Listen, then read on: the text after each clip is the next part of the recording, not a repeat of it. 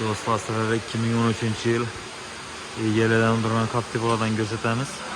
Maşin çangını etibar etmişse az indi mokiye gelindi eli. Maşin yürülmü duran maşin köpaktan beri.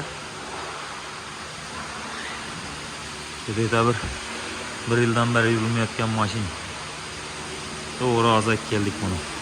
Marollar yine kaptaza.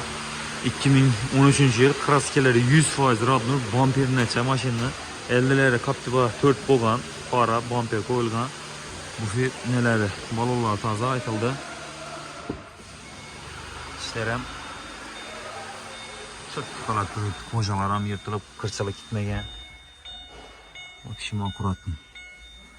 Mikrofon yok, sergine bir vağırda oluşu mümkün. Mümkün hemen. Şimdi kalattı yine.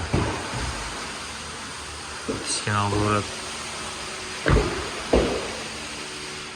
Hem böyle radmıyor, arkalarım. Farlar orijinaldan. Şimdi maşin dostlar. Propanı bu maşinni. Propan koyulgan. Maşin köpaktan beri yürümeyotgan maşin. Egesi Rossiyada bo'lgan. Maşinali indi. Alıp geldik bunu. Maşinni bahasına geladigan bo'lsak 2013 yıl qora svetda propanova 4 balon paket xadovalari polni taxlangan. Maşinni bahası 156 milyon so'm, ozgina üstüne kelishadigan yeri bor. Kimlar qiziq bo'lsa telefon uraverasizlar.